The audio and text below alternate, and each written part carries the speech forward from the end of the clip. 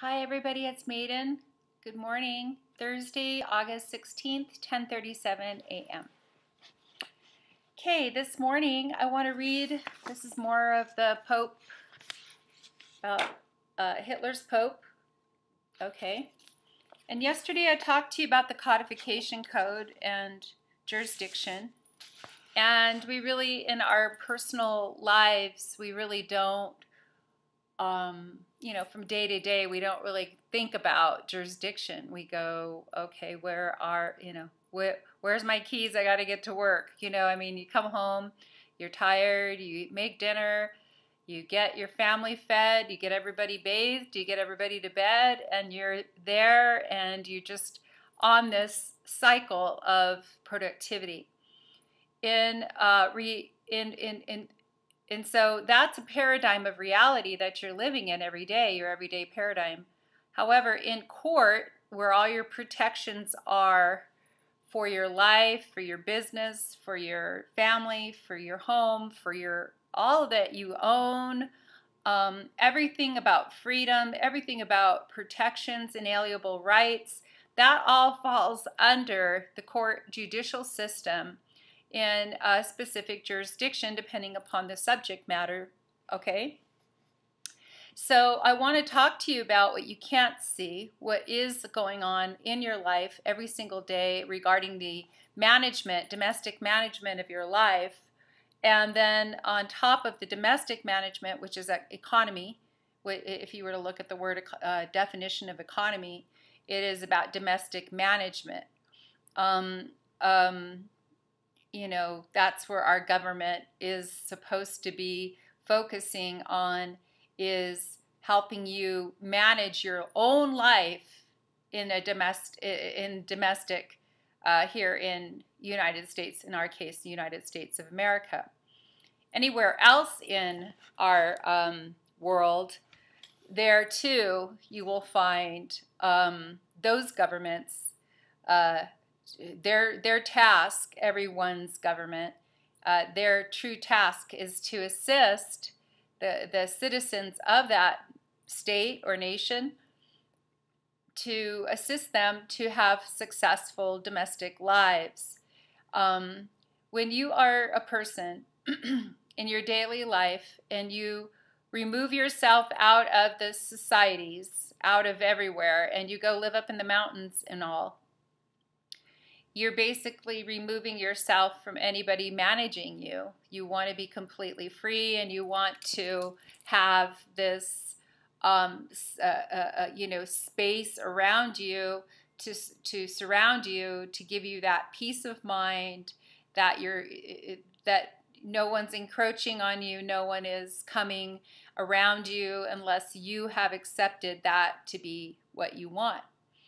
In cities, the big cities of pretty much all over the major markets of the world, the big cities, it is virtually impossible to be alone completely because you're not in an isolated atmosphere. You're in the density of the city, and you are needing to know there that where you have trusted all of these different elements and sectors of domestic management, that they are not working against you, but they truly are holding the value of everything that you're putting your energy into, your labor, your production, your time, your energy, time away from your family, everything that you're investing yourself into under the guise of labor or jobs, that you really truly are building your life.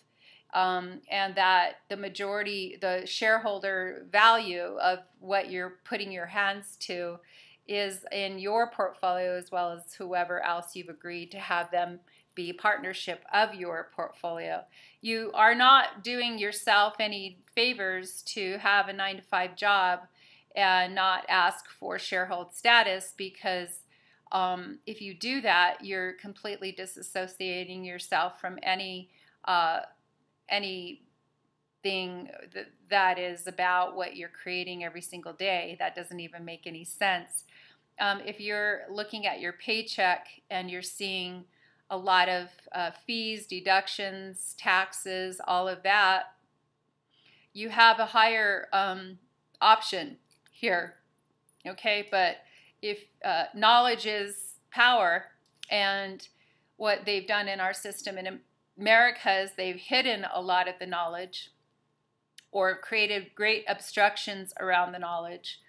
And then you once you find your way through that knowledge because you're exercising yourself in knowledge, you will find oftentimes in America an obstruction, an actual maze of learning that leads you to a false end, not the true asset that you thought you would find.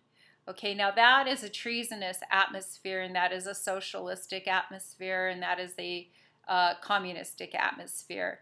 In America, when we say we're going to promise you the American dream, and you will go through your work, and you will go through your life, and you will go through your charting, your planning, and all of these things to find yourself as a homeowner, to find yourself as a business corporate owner of your own life, to find yourself eventually as a complete sovereign with complete paths and freedoms to go all over the world to be an ambassador for the United States. This is what we have to be able to produce without causing harm to ourselves and to others. So it should no longer be a color of title, but the actual title to your life, all therein. All of your investments should have the true definition of primary and secondary portfolios. When they say primary is the back of the house and secondary is the front of the house, they're misrepresenting the truth. What is true is that the primary position of a borrower, whatever, a person having to do with finance, if a person's in a primary position, that is usually the borrower. Okay, that is misrepresented because the primary position is actually the primary chief security of that transaction of finance is truly the one who's signing their signature to get the whole thing moving, which is you as a borrower and me as a borrower, all of we the people, the American citizens, we are the primary chief security positions. It's just that the psychological damage that has happened to the common man, that has run them through jobs and run them through labors and run them through as slaves. They really don't even have the faintest idea of how to think differently about their identity and who they truly are. They don't even have the faintest idea how much they've been robbed of. They don't have the faintest idea of secondary positions that are exploiting their value. They don't have any idea whatsoever, and they're completely exhausted if you bring it up. Okay. Especially if you say that we have some information on your secondary position of that's being exploited, and that has to do with your value, but you're going to have to learn about it. That's even more exhausting because they're already working this 9-to-5 job, and then they probably they're probably commuting to work in the morning, which is another hour or so, and then after work they're having to make their way through rush hour traffic, which can get bogged down, especially if you're living in one of the big major market cities. And then so by the time you're done with your typical day of 9 to 5, plus commuting, plus taking care of your errands for your personal life, you're pretty much exhausted to have to look at somebody like me and let you know all that is there behind the scenes in your value that you've walked away from because you haven't had time to really focus or study or even be educated on that. Then I talk to those are the typical citizens that have a 9-to-5 job. Then I want to talk to the students who are in college or in this actually goes back to kindergarten to 12th grade, primary education, secondary education, college and on. You have diplomas, you have report cards, you have grades, you have all of this. All of that is being monetized. And so when you are having this capitalization vacuum going on in secondary markets, and you are pretty much the recipient of all of the scraps left over, if you even get that. You know, when they hand you your diploma that you've worked really hard for, a bachelor's, master's, even a doctorate in whatever sector that you've studied, and they give you the diploma, that is notable in primary sectors. However, the true mother lode of that finance is already been established and is been traded and is being traded and does have great value, and there is no debt in it. You have been the hero of your own perpetuity, your name, but they haven't handed you any respect, any actual documentation of the finance of the instrument. That is your graduation degree. Your graduate, you know, the degree itself is the instrument. If you turn it over, you'll see it's got a little lock on it, which is the evidence that that's a security instrument that is to be securitized on the stock market as we speak. And that's why when you get a job, and by the way, all back to the students and back to the graduates and back to all of everybody who's in school, the things that are creating value are you're going to school, you're registering for school. That is an instrument of value. Your application to get into school and all therein, that is in a portfolio of securities that you have just handed over to whoever you've applied to. And even if they turn you down, that instrument is still working on behalf of that institution, wherever you wherever you sent that application. The application itself is a security as well. What else? Your grades, your applications, your actual presence when you show up in class, that's a credit as well to the school. That should be translated in primary to you, but it isn't. All your grades, your grade point average, your assignments, the investment in the classes, that professor, all of that is linked to your perpetuity. There's so many assets that you've created going to school, and then by the time you've graduated, you get your degree, and then you get the bill for your education. That is one of the biggest travesties in America, okay? Because when people even say, like Hillary Clinton, when she was running for president, she said, we're going to pay for your college. Okay, now her family, the Clintons, have been some of the biggest recipients of a lot of this Hitler money and a lot of the foundation money that they have had access to in a privileged atmosphere. The Bushes, same thing. The huge elements of this finance running through their lives.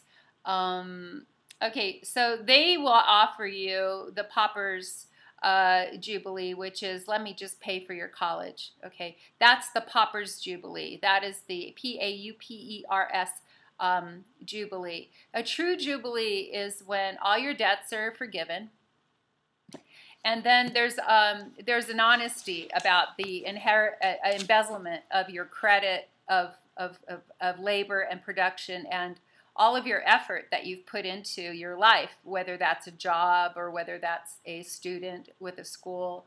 And so when you emerge from these graduation or promotional stages and they're only giving you scraps from the master's table, there is this continuance in that space until they can see that you can see what you've created and that they've got it.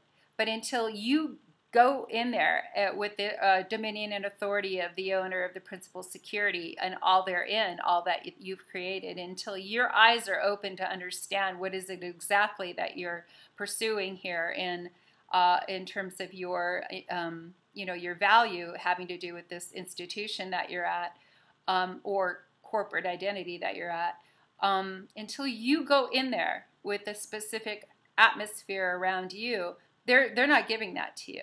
And when you talk to them directly in interview or as a journalist, as my case as a photojournalist, and I go in and I start asking these pointed questions, there is an atmosphere that they interpret me as being adversarial, when in reality I'm not being adversarial. I'm just asking the honest questions. Okay, but by the fact that it's very rarely asked about, because of the ignorance is such at a high level, even from those who have a doctorate degree, even those who are professionals, there is still this amazing ignorance coming from the highest intellectuals of understanding. You just left behind an entire portfolio of assets in your name on the table here as you picked up your diploma and walked away. Okay, so I want to just say that I see a need for my work and my eyes and my analyzations everywhere. And because of the fact that, during this research, which has been very difficult because you hit a lot of the main, players at the very top when you do the research I've done. And God is, because I'm a Christian missionary, God has dealt with me. He loves everyone. So if you find egg on somebody's face all over the place, God is still saying, I love them. And your response is going to be different than everyone else's, even in light of all the evidence that you have. I'm just looking at this plane that is flying overhead, and it's got such a neat, it's got a really neat shape. Interesting. Okay. So I am seeing in this, in the 16 sectors of my personal, where I have stayed very committed to looking at these specific sectors, every single sector is needing my help. And then I'm looking at my physical ability because, again, I've been targeted, I've been hit, my family's been hit, I've gone through a lot of stuff. Okay, I'm looking at this. Oh, it's an old-fashioned. It's one of those vintage planes. It's beautiful. Oh, it's really neat. I need to go over to the airport. Okay, so I want to read, and so anyway, back to my own personal missionary thing, is that because of the fact that my blood doesn't breathe very well, that's my disability, is my blood doesn't breathe. And so when I get out and I start moving around and without help or with an escort or with a chauffeur or someone who can stay right with me and has a little bit of a medical background or even a service dog or something, I could be a floater and really literally go through the 16 sectors to the very top of all of these sectors and be able to help you guys to understand where your hidden values are that aren't being realized, as well as how to bring a more powerful reciprocity paradigm to your table of all that you're doing, with a higher ratio of consent from everyone. You're going to see an incredible growth happen in your company and in your country, wherever you are. So in terms of what, I go to prayer and I'm like, God, I don't feel good. I'm strong in my spirit. I'm strong in my mind. I'm strong, in my abilities, but my physical strength has been physically really, really hindered.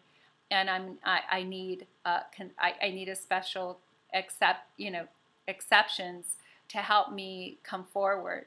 I'm never, ever, ever, you're never going to see my face on an international level helping people like I could unless I do have that, very special consideration from the teams around me to say, let's go get her, let's help her, let's get her to the table, let's watch over her so she can do her work for us.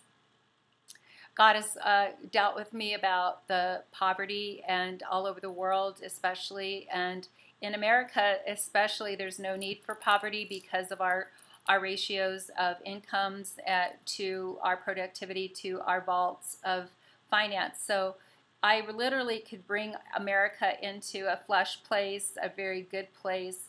But again, I'm not going to be one of your normal people who's running around and doing all this stuff because I physically cannot do that. And and I can see other presidents who had injuries or any kind of, I don't know, whatever, but they made it work for them. And so I know that if you believe in me, you will find a way to bring me forward and protect my life as I will protect yours, and bring Yeah, I'm just basically saying, yeah, you're never going to see me personally elbowing my way up front and, like you can see other women that are very strong doing.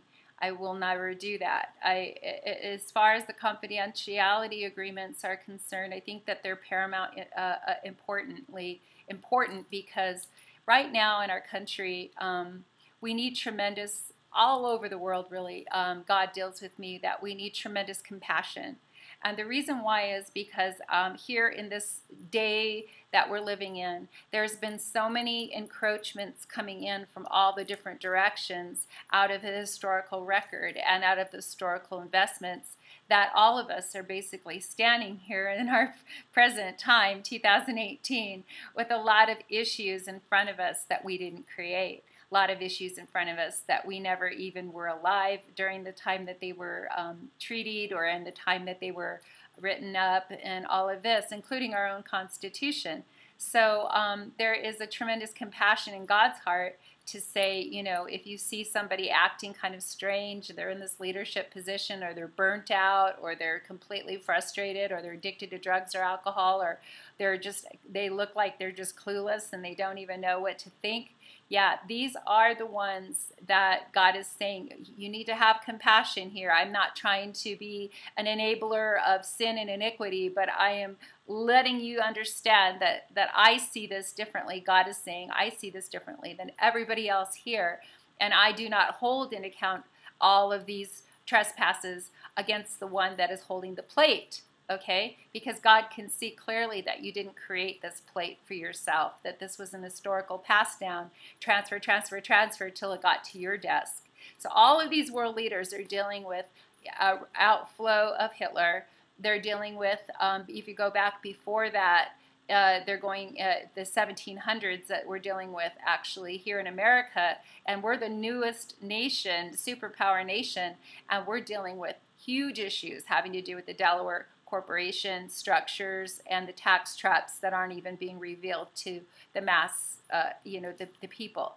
So when we're cleaning up this house and we're getting everybody on a page of equal footing and respect and honor based on their perpetuity, based on the very issues of the Delaware, because even God is saying, I don't want you tearing apart the Delaware. I don't want you going in there and disrespecting anything, because that is the very model of corruption or whatever it is that we're going to take and move over with honor and respect to a place of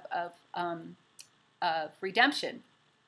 Okay, so you need a platform of to bring redemption. You have to be honest. Number one, the first thing you do is you have to be honest about the compromise. You have to be honest about the thing that was clean that is now dirty. You need to be honest about the thing that was once good but then became corrupt. You have to be able to articulate the dishonesty and the crime or whatever that is. To be able to articulate that is the first step, and then quantify that where it is in corruption. In other words, you're making a report of what is the value of this corruption, how much money has been derived or value has been derived in this corrupted place, and really be able to articulate that. And that is my work that I'm able to do. And then we bring it into a neutrality zone, if you will, and then we articulate it there with all the people, all the players at the table who created this whole situation over here in the first place. And there is a realm of confidentiality at that table, because you can't even talk if you're not feeling safe. You can't even confess to anything like this if you don't feel that there's protections around you. And the FBI is very well known to be able to bring out of those prisons certain prisoners there that have a ability to possibly help them, but it has to be under this protections. It has to be under a specific atmosphere protocol to be able to bring this from a corrupt atmosphere or completely lost atmosphere of finance or treasures or whatever it is. It's lost in the mix, and somebody says, I can do it. I can show you where this is. Let me bring you, but I need specific protections. and then, and concessions. And so the FBI is perfect to bring that atmosphere forward. Our military at the very top, they're perfect to bring that atmosphere forward if it's happening in the military. And then our president, he's perfect to bring those atmospheres forward. But if he's freaking out over his own indiscretions, or he's freaking out over his own sin and iniquity from the past before he even became a president, then he has to have the support to be able to sit down with his generals, with his top people, and be honest with them and say, yeah, I was a rascal before I became president. Everybody was doing it. I didn't know I was going to become president, so I didn't hold myself to a different standard. I just held myself to the same standard of all the businessmen that were in my sector, which is, in his case, is the mobsters, because if you study President Trump, his sector is gaming and entertainment and casinos and all of that. And if you go back into that sector, time tells old tales, that there's all of these mobsters that are owning the casino structures. So President Trump wasn't different than any of the other ones. He was just doing everything everybody else was doing. But now the fact that he's the president, he's under this scrutiny. So the best policy is honesty, is the best policy always, and saying that I am now covered by my amnesty as a president, but I do want to be honest. As I can see things now more clearly as the president, because when you walk into that presidential office and you know the right questions to ask, you literally get disclosure on all of the issues of all across the sector, all across the board of 16 or more sectors actually, of every single office, of every single situation. You have access, if you know the right questions and you have the right team, to be able to unearth the truth, and be able to build the bridges to the righteousness.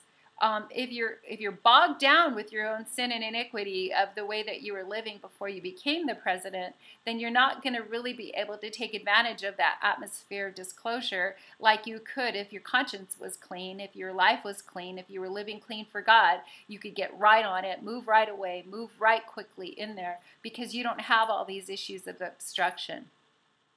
So President Trump is in a peculiar situation because he's got all of these overwhelming evidences that he wasn't, he's right in the thick of it with all of the sector that he was involved in before. And his best interest, if I were advising him, I would tell him, Mr. President, your best offense is an incredible truth.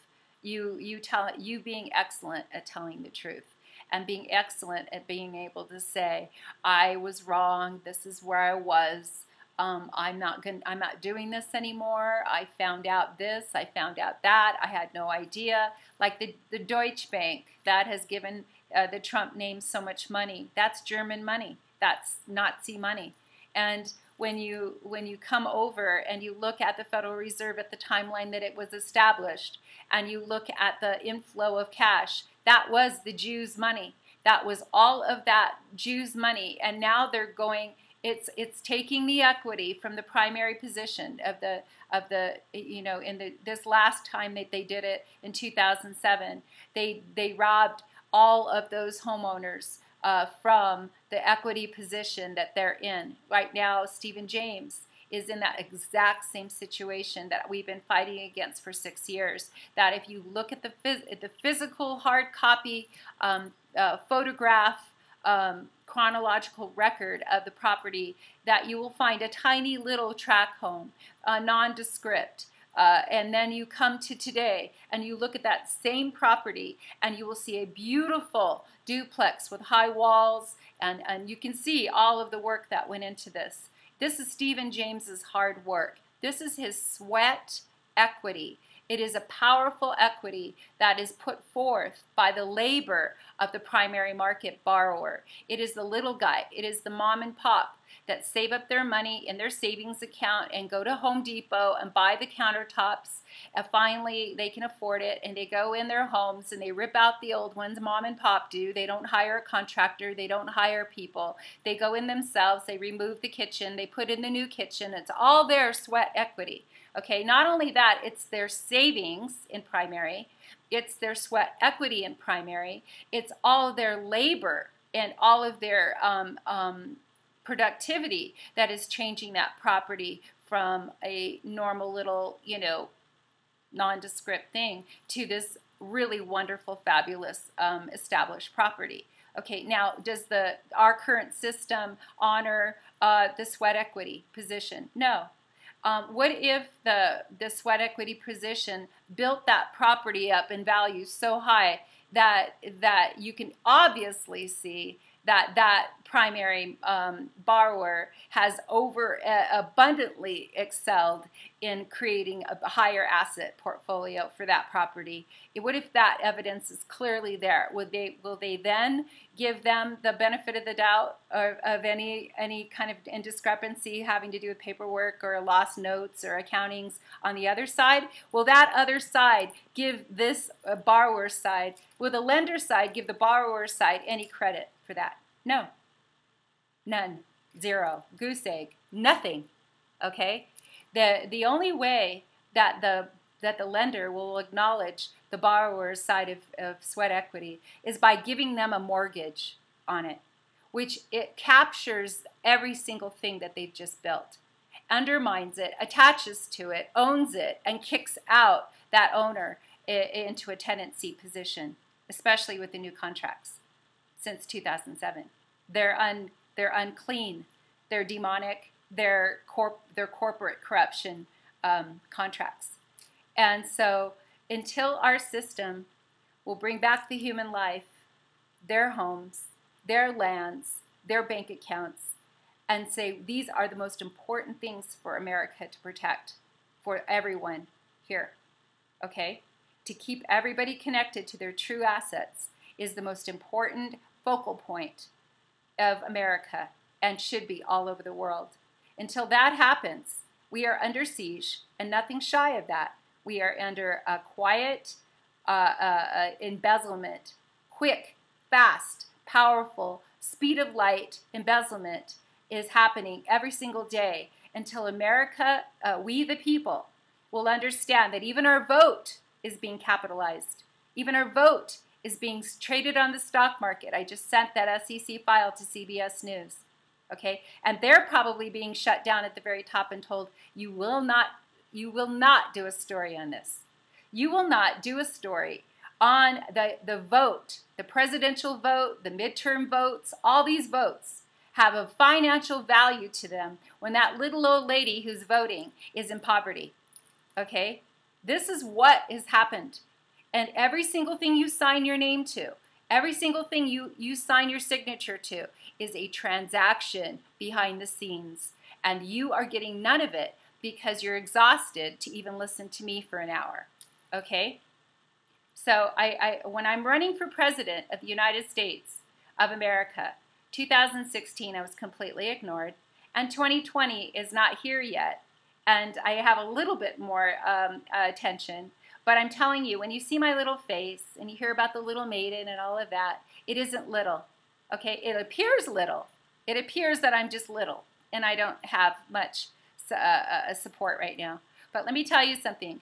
If God does a miracle in the biggest hearts of the most powerful people and say, we got to get this girl up there, if you ever do that, it'll be the best decision that you've ever made in your entire life, okay? Especially if I've got a powerful team around me who isn't afraid to say, let's do this, okay? Because consent is the most powerful thing. I read about, or heard on CBS this morning about Aretha Franklin passing away. And it hit me really slowly, and then all of a sudden it just hit me really hard. And when I look at her, she's an amazing leader of reality, of the journey, of the struggle, of the overcoming, of never quitting, of always getting back up no matter how hard it's been, and never ever quitting. And here she is, she's now lost her life at 76 years old, which is really relatively young. So that testifies that all of this hard road that she went through really took about 25 years off of her life, because she should have lived a lot longer than she did at 76. But when you go through a lot of overcoming, it takes years off your life unless Jesus Christ himself is the one you anchor yourself to and never ever compromise that position, okay? And if you do compromise that position, the enemy is right there to take his swipe at you, either make you sick or get you off into some evil tangent that is going to drain you or drain your finance or drain you of other things that are precious to you. Okay, so staying close to God is always in your best interest, because that whole paradigm of righteousness is actually protecting you. It's an umbrella. It's a covering. The Bible talks about a covering. It is under the shelter of God, under the secret place of the Most High. God will cover and protect your life literally by honoring God, okay, with your life. All right, so I want to go back to jurisdiction. I want to go back to your daily grind, where you don't normally talk about jurisdiction. You barely ever even know about what it means. But jurisdiction is a basic field of power. It's a field of a realm, if you will, of power, of ability to discern or ability to judge inside of that particular subject matter. Now, they have it all commingled now, all blended. We've got blended jurisdictions. We've got all this mess right now in the justice system, and it's because of the banks paying out the judges and the courts to do what they want them to do, instead of it being a unbiased, completely righteous judicial system that we used to have much more of that connection to the Constitution within every jurisdiction.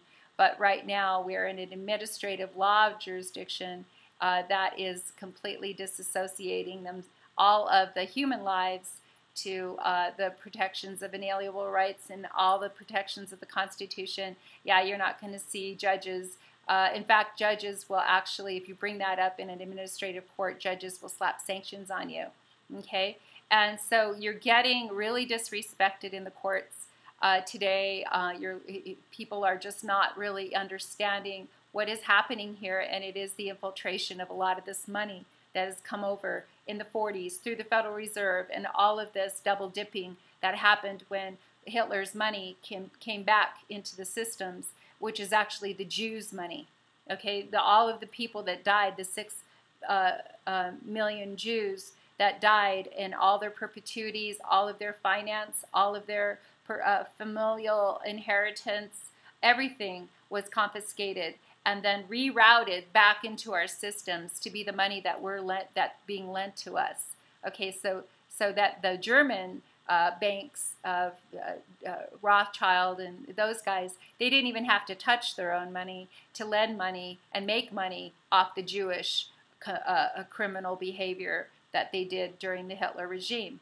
Okay, so everybody that has taken that money and looked a blind eye, looked the other way, and just said, okay, we knew that was Hitler's money, but we just didn't want to rock the boat. Okay, you guys are the ones that God is leaning into right now to make the difference, to stop this. Okay, all of the tanking of the system in America, all of the depression, all of the stock market crashes, all of the stuff, all the historical record of every time America hit the skids when it came to economy came from the very top of Germany.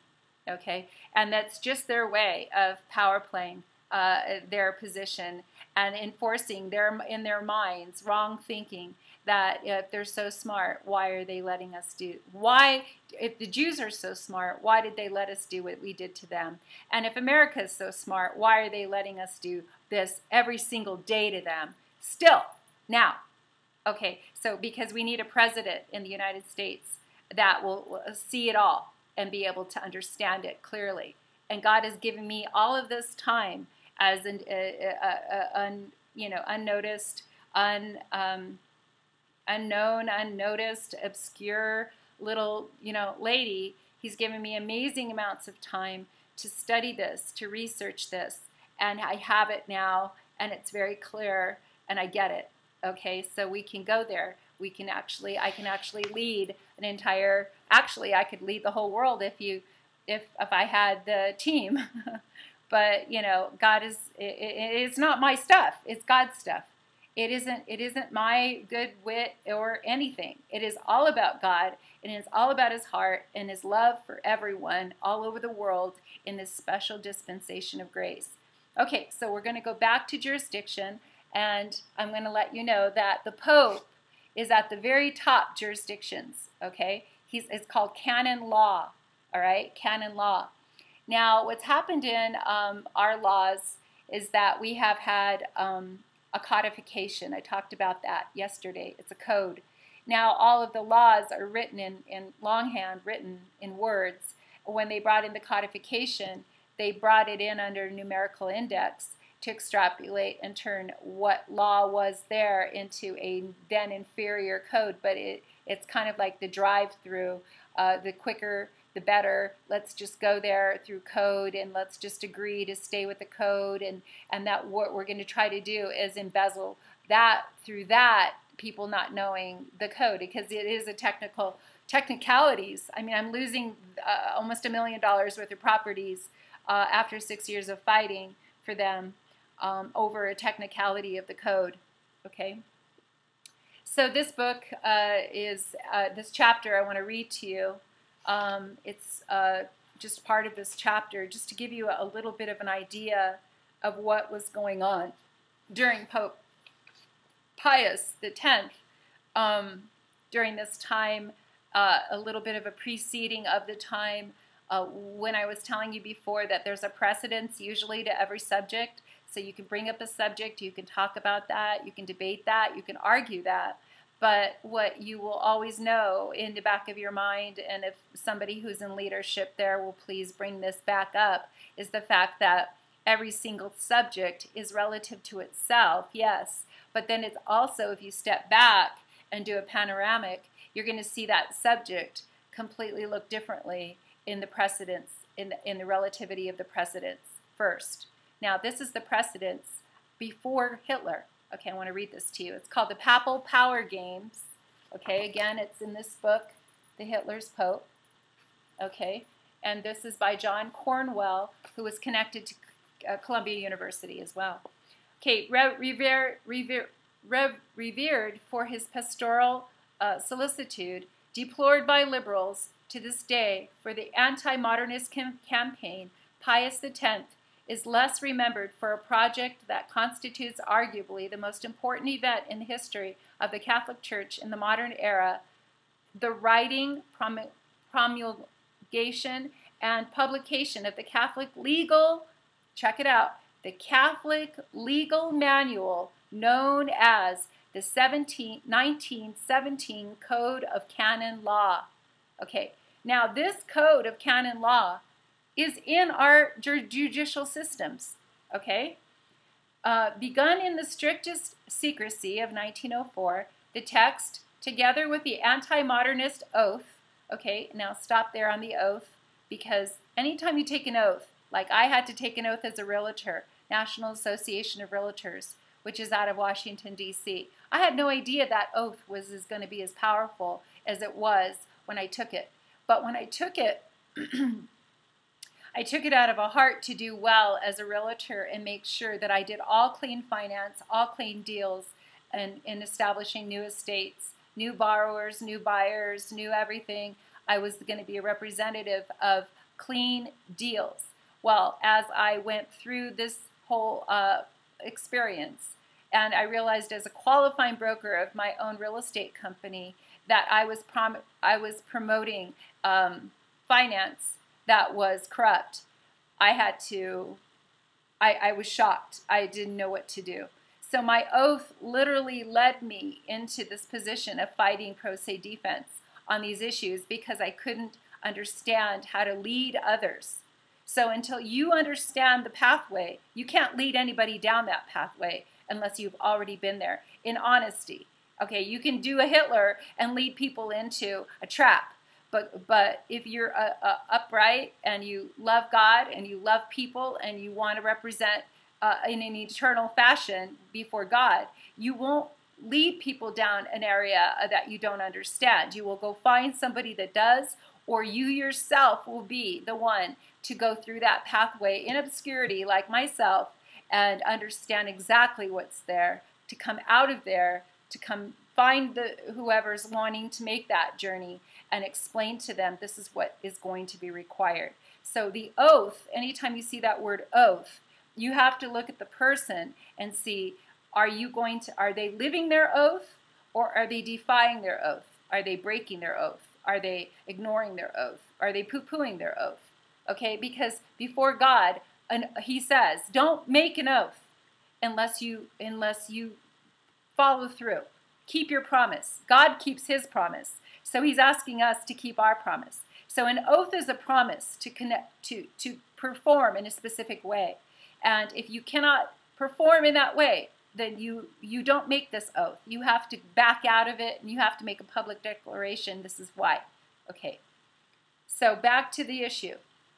So again, that sentence is begun in the strictest secrecy in 1904. The text, together with the anti-modernist oath, became the means by which the Holy See was to establish and sustain the new, unequal, and unprecedented power relationship that had arisen between the papacy and the church. Now, here we go. You have the church, the actual church of the historical identity of this refuge, which is the church should be a refuge. It's they call it sanctuary for a reason, because it's a place where you can go and you can be safe, you can be secure, and you're in a sanctified atmosphere to give freedom of honesty there before God, you and God, to do business with God. If you're struggling, you're messed up, whatever it is, you can go into this place and you're not being judged. You're going in under a loving covenant of God for you, and giving you space to talk to him and tell him what's going on. How did you do this, and what's going on? And you can pour out your heart there, and you can get God to speak to you and love you and forgive you and get you back on your feet so you can make a difference in your life. Okay, so the church is that place. Okay, now in reality, when Jesus made his weapon and he drove everybody out of the church, it was to enforce the fact that when you go to church, it's between you and God. You and God. Okay, the church, the priests and all of that are there to serve. But if you don't have any priests that you can trust there, because there's a huge crisis right now about our priesthood on the earth, then you are the priest of your own life, if you really want to be honest with yourself. So having all these people to guide and direct you is a luxury, because in reality it is about you and God. Okay, you being honest with God and you having a personal relationship with Jesus Christ. So the papacy is the actual separate entity of the faculty of the church. There's the church itself, and then there's the faculty or the papacy of the church. Now, what was happening here is that the papacy was separating itself from the church and running ahead of the church and doing all of their own personal, selfish, self-serving agenda there. Okay, and this is part of it. So the unprecedented power relationship that had arisen between the papacy and the church, Gaspari, which is the name of one of the head guys that was during this time, bringing it all in canon law into code, okay, was Gaspari and Pacelli, Pacelli. And if you look at that root word in there, is pace. It's a pace with a double leverage investment, if you were to break that down. Gaspari is having to do with the actual energy perpetuity accounts of double reserve investments. So these broken down, decoded, is that this one is energy and this one is pace. It says that these two men, Gaspari and Pacelli, were its principal PAL at the end, okay? Because that is a different principle than the PLE at the end, okay? Anytime you see this PAL, they're talking about a chief security, okay? So where it's principal PAL architects. So these two guys were the ones that built the new infrastructure of the coding, okay? With the support of 2,000 scholars, and the world's 700 bishops. The task was to absorb Pacelli for 13 years. Okay, so they wanted to have this a secret agenda of getting the canon law, the highest jurisdiction, and codify it. Okay, so canon law, the body of internal laws of the Catholic Church, but it isn't just the Catholic Church. Okay, it's all churches, all ecclesiastical jurisdictions. So it's one church, the Catholic Church, that took the lead and did this to serve that pope and that pope only. Okay. Had been gathering over many centuries in a jungle of rules and regulations, principally organized, P-A-L-L-Y, principally organized, or in parentheses, disorganized, by date. Okay, so you're talking about not an alpha file, you're talking about a date file, which is different than a numeric file.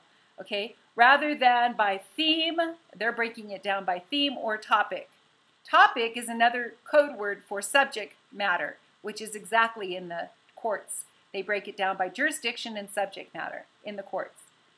It was rich in local diversity. The idea of bringing order to this legal chaos was first suggested to the Curia by Pio Nono in 1864, but it went back even before that. But further decisions were postponed until the planned First Vatican Council 6 years later, which would bring it right directly onto the timeline of the 1900s.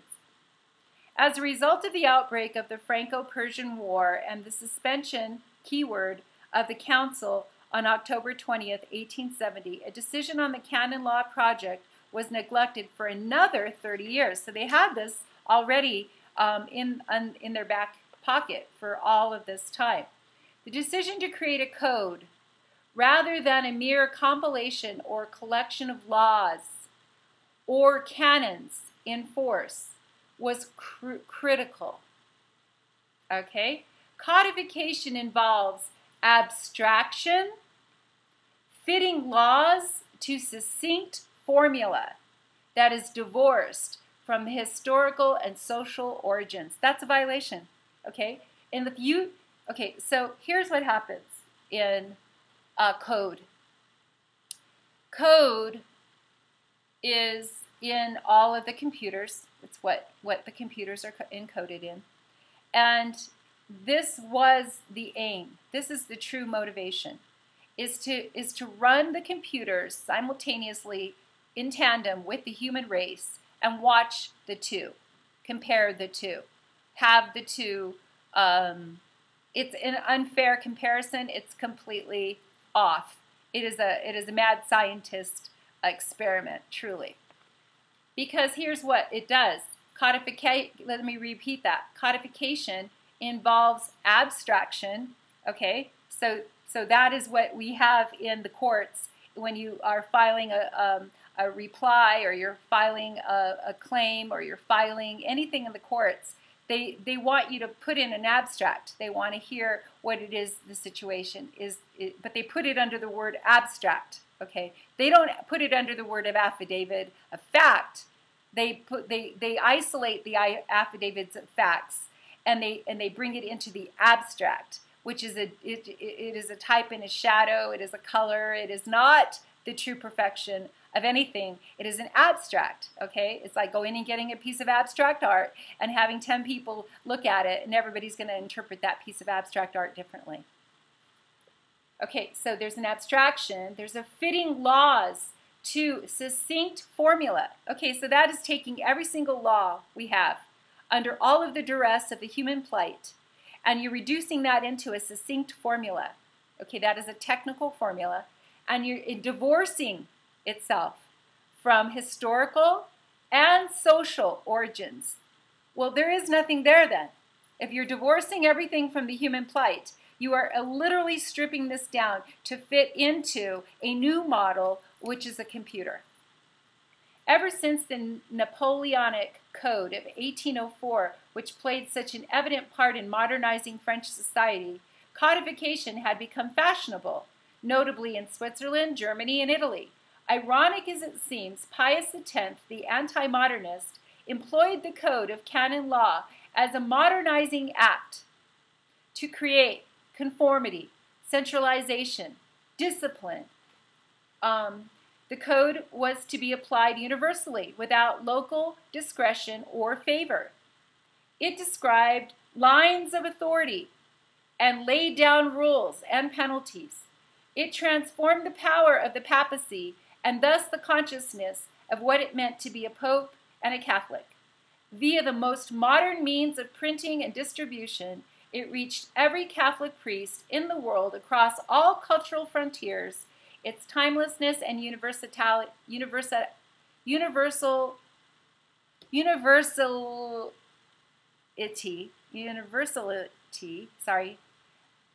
lending, keyword, eternity to a novel and unprecedented notion of supreme papal authority. Okay, so today, here in Santa Fe, New Mexico, the Pope is the highest jurisdiction in Santa Fe. He is holding the largest landowner portfolio of anyone else in the world, Papa Francisco. He has the highest value of land holdings in his portfolio than anyone else all over the world. He is at the highest jurisdiction, canon law. It trumps every other law, okay? And they codified it so they can hide all kinds of truth in there. Okay, and just as this explains, it divorces from the human element, okay? Okay, they were able to do this without any uprising. They were able to do this all over the world, universal, without anybody really understanding what they did.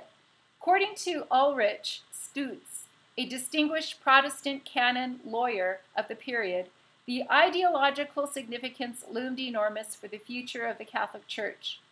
Okay? Now that infallibility in the areas of faith and morals had been attributed to the papacy, he wrote in 1917 with a frankness denied his Catholic counterparts, "It has completed the work in the legal sphere and given the Catholic Church a comprehensive law book that exhaustively regulates conditions within the Church, a unicus et authenticus fons, which is a unique and authentic source for administration, jurisdiction, and legal instruction, unlike anything else the Church has previously possessed in its 2,000-year existence." Jesus Christ died 2,018 years ago, and this has only missed 18 years of that, okay?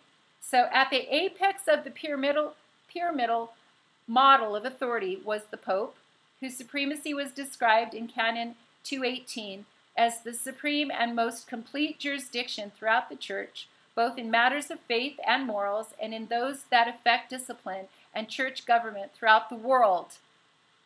Under the auspices of this single head of authority, the Code regulated and coordinated the entire life of the Church and its relations with the papacy and the Curia, with Pius X, was simultaneously overhauling. Now, if you look at the performance historical record to today, you will see so much crime happening in the Church, and that is why. Because they divorced themselves from the original origins, society, people, the humanization. They've divorced themselves from that, and they live by these codes, these numeric codes.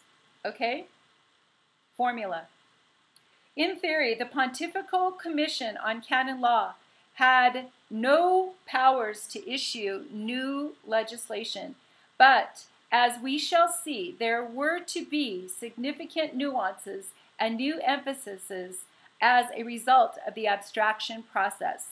And while it was clear that Rome had declared unilateral independence from all secular influence, it was obvious that a transfer of authority from the local diocese to Rome was also in progress.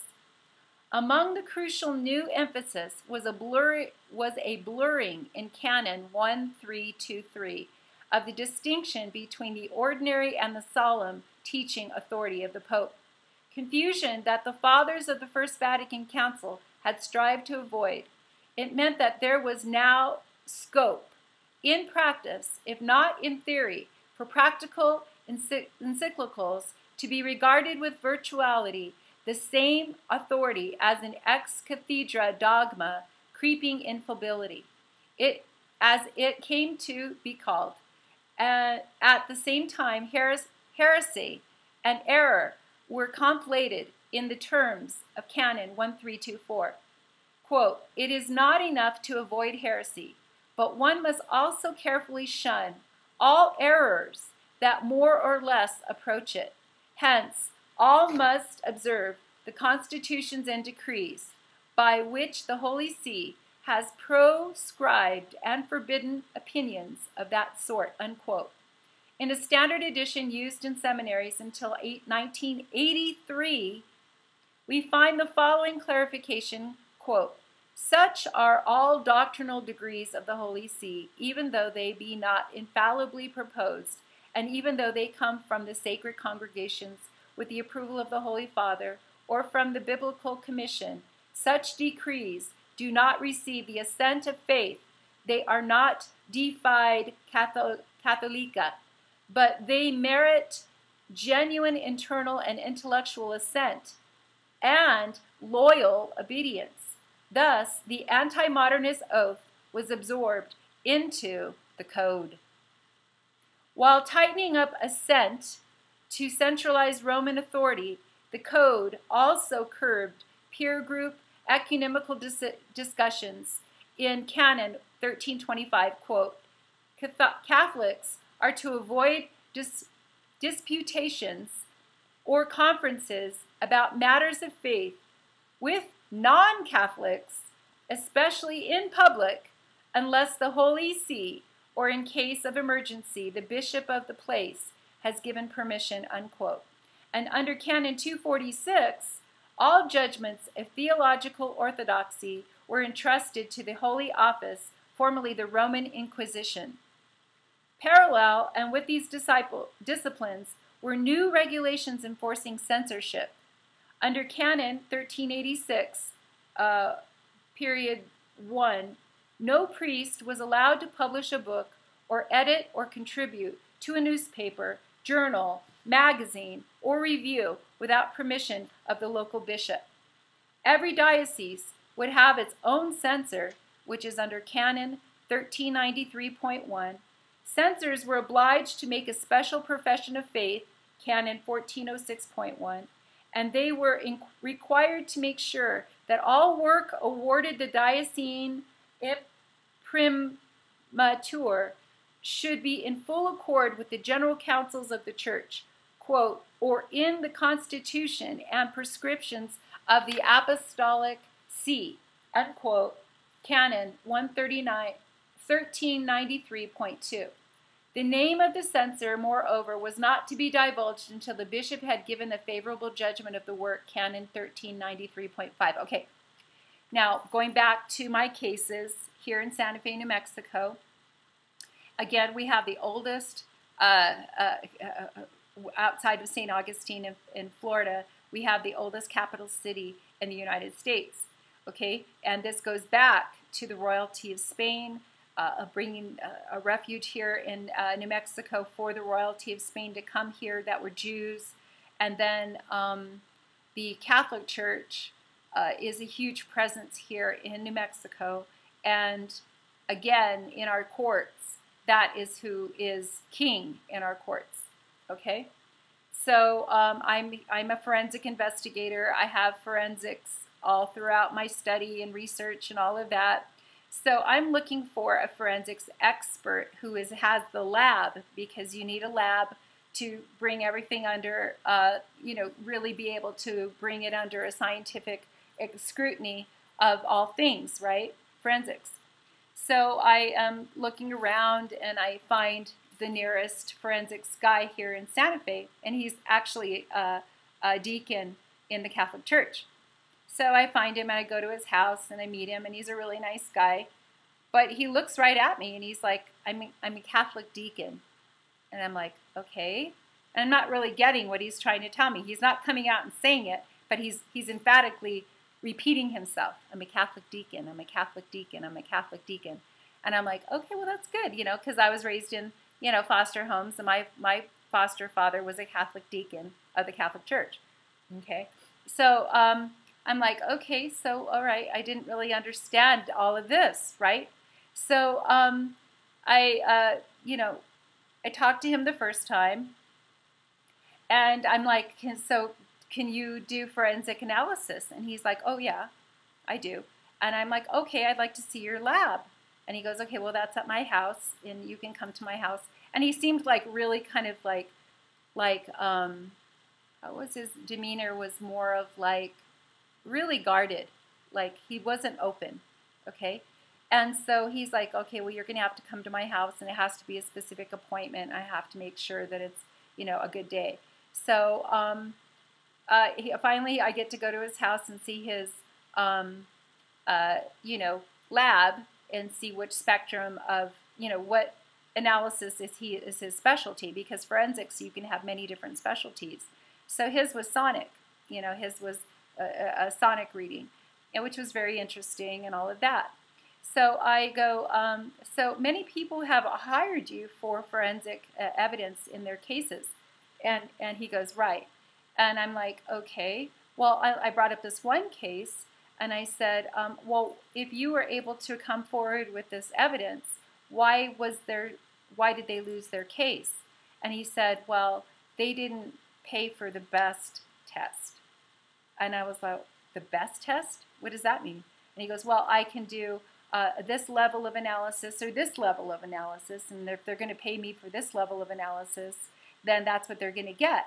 And I go, well, why didn't they pay for this level of analysis? And he goes, well, they didn't ask. And I go, well, did you tell them that they could have that? And he said, no. And I'm like, well, how do they know what they can have? And he's kind of shucking and jiving now. I can tell by his spirit he's kind of changed his little thing there. And I'm like, okay, so this guy is hiding something. Basically what it is that this is what the role that he was playing, the censor. He was playing the censor. He was the one that's intercepting all of these cases that are up for forensic analysis, and he is sabotaging, and he is censoring, and he is bringing forward evidence that is false evidence to put into the record. But the court already knows this guy. They know he's already part of the church. They know he's already part of the support team for Papa Francisco's land holdings. So he's not ever going to bring forward honest forensic evidence. He's gonna collude and misrepresent, just like the attorneys are doing. Okay, because the attorneys are misrepresenting all over the place, bringing fraud before the court, and the court knows that, but they're all in bed together. Everybody's in bed together. Okay. Above all, there was Canon 329.2, which endowed the Pope with the sole right to nominate bishops. The development of modern nation states throughout the 19th century had seen the gradual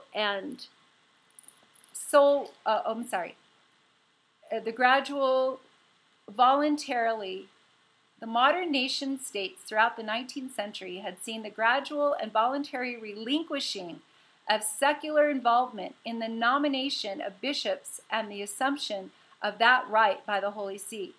Throughout much of the Church's history, popes had inherited the right to nominate bishops, mainly within the Papal States and areas in the East, where dioceses owed direct allegiance to the Pope. Popes, in other words, exercised only an exceptional right to nominate bishops. Canon 329.2 took the recent historical circumstances and transformed them into a universal, absolute, and timeless law supported neither by history nor by tradition. The late Garrett Sweeney, and here locally one of the biggest players in the SEC finance investments for New Mexico, his name is Garrett. Okay, this is the late Garrett Sweeney, and in the last name here, Sweeney, is we have Sweeney Elementary School here in New Mexico. So all you got to do is use the same name, and you can pull from that perpetuity if you're smart enough to understand what you're doing. In his study and on the question, has a powerful image to illustrate the effects of the regulation, which remains valid to this day. Quote, if the church is conceptualized as a single machine with divine assistance concentrated at the top, and nothing more is required of the bishops than that they should operate the machine efficiently, it is entirely appropriate that they should be appointed from Rome. The nomination of bishops, moreover, has to have important implications for the exercise of infallibility or definitive teaching by all the Catholic bishops which they teach in union with one another and the Pope. Clarified 6 decades later in a revised version of the Code of Canon Law, this idea of infallibility currently assumes collegial pluralism, and yet, as critics of the system point out, collegiality,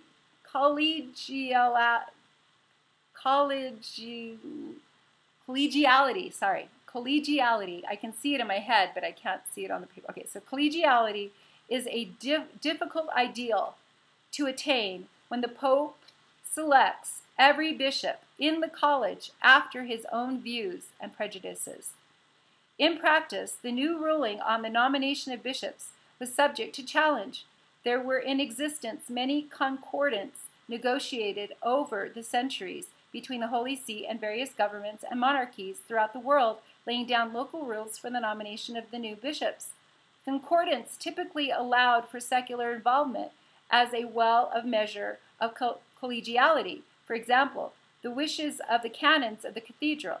It became clear to Gaspari and Pacelli that some major concordance would require renegotiation or rescinding of the code was to acquire due force. The complex task of tidying up concordant law was to prove more difficult than Vatican specialists ever envisaged. In May 1917, when the full code was published, it was to be Pacelli's principal task to eradicate obstacles to its full implementation in the largest and most powerful Catholic population in the world, Germany. Okay, then it goes on into this. This is an amazing book. Okay, this is an amazing book, and I would recommend everybody to get it. You can order it on Amazon, The Hitler's Pope.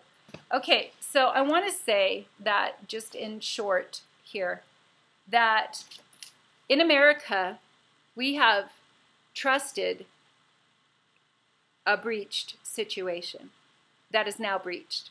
We have trusted when we go to buy a house or properties and it's taken away from you by a code and it's completely divorced from your family, your lineage. This is a homestead. This has been built up. There is credibility here for everybody on the paperwork, but they take it anyway and seize it. Yeah, that is all Hitler stuff. Okay, that's the Jews revisited right there. Stephen James's family is Jewish royalty of Spain. Okay, so their homes, they had a. You should see the historical record of the seizures that have happened to his family. El Rancho Viejo is a huge presence here in New Mexico, Santa Fe, and that was 32,000 acres. That was owned by my husband's family, and they seized that. They got his aunt after her husband was mysteriously killed. They took her and put her in one of the homes here, Casa Real, which is another whole entity of the death benefit that is being embezzled, and they cut off her legs and killed her there in Casa Real. And then if you do the forensics before she was killed, they had everything in place to implement as soon as she died, and they took it. They said it was for roads and bridges, but time tells all tales, right? And so it isn't roads and bridges. It's all privatized, and it's out there, and it's with the most powerful Santa Fe ring investors that have bought it out and have had it. So the Pope is in a position now, Papa Francisco, to look at all of this divorcing of the human element and be able to bring a brand new amnesty from the codification of the highest jurisdictions. Because if it's okay to do it at the highest jurisdictions, it's okay to do it within all of the inferior jurisdictions. Canon law is at the very top. Right below that is your federal. Right below that is your civil. And, you know, it goes on into municipal and all of that. You've got all your jurisdictions. But if the very top is infected and corrupt, it's going to flow into everything else. And as you look at the structures, we are having that happening here. And it's, we just, I don't know. I don't know what to say. I mean, is that okay? Is that okay with everyone? Because it's going to come down to another push to shove if we don't call it. If we don't call them on this, it's going to come down to another whole push to shove. You are a sovereign. I am a sovereign. Before God, I am a supreme being. Before God, you are a supreme being. There is no respecter of persons. God is looking at every single one as his divine creation, who should get a full pardon to go forward and to develop their life without any obstructions from any jurisdictions. I mean, I'm not saying you can break the law and be free. No, I am saying that if we will return good law to the rule of law and get rid of all of these obstructions of codifications and all of that, then our lives will become, again, what God wanted them to be. But we have got to raise the value of the human life over the value of the contract and realize that we are eternal beings. That our value is an eternal value, okay? If we will cultivate an eternal value, right, here on the earth, then we are right with God. We will be right with God. Okay, so I wanted to read that to you guys. I love you. I need your prayers. I need you to believe in me. I need you to look at what I'm trying to tell you, is that there is so much value, so much wealth here on the table, but it's being embezzled because we have been, the 99.9% have been so exhausted over this slave master paradigm that they don't even have the energy. And then you look at our students that are graduating out of our Ivy League colleges. If they're not teaching it in the Ivy League colleges, they're not teaching it anywhere else. And this stuff is not being taught in the Ivy League colleges because they have the agenda of the attachment to the Delaware. Okay, I love you guys. Take care. Bye-bye.